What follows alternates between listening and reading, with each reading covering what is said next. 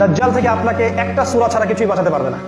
সূরাতুল কাহফ, এই সূরাতুল কাহফ যদি আপনি এ টু জেড ভালো করে পড়েন, আপনি বুঝতে পারবেন বর্তমান বিশ্বটা কেমন, এই যুগে কি চলছে এবং কি করতে হবে। এতটুকু শুধু বলছি, এই সূরাতুল কাহফের মধ্যেই সমস্ত রোগের প্রেসক্রিপশন দেওয়া আছে। আমাদের নবীজি বলেছেন, যে ব্যক্তি সূরা কাহফ প্রত্যেক জুমার দিন তেলাওয়াত করবে, দাজ্জাল স্বয়ং বের হলেও তার কোনো ক্ষতি করতে পারবে। কোরআন, অনলি কোরআন আপনাকে বাঁচাতে পারে। অনলি অ্যান্ড অনলি রাসূল সাল্লাল্লাহু আলাইহি ওয়াসাল্লামের সুন্নাহ আপনাকে বাঁচাতে পারে।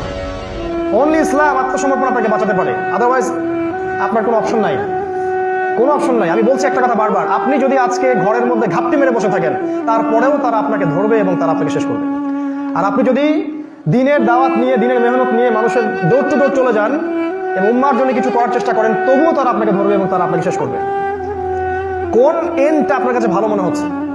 ওই ঘরের মধ্যে ঘাপটি মেরে মৃত্যু, নাকি আল্লাহ রাব্বুল আলামিনের পথে ফি সাবিলিল্লাহ শাহাদাতুল্লাহ? এই ডিসিশন আপনাকে নিতে হবে। আল্লাহ পাক আমাদেরকে পরিপূর্ণ মুসলিম হওয়ার তৌফিক দান করুন।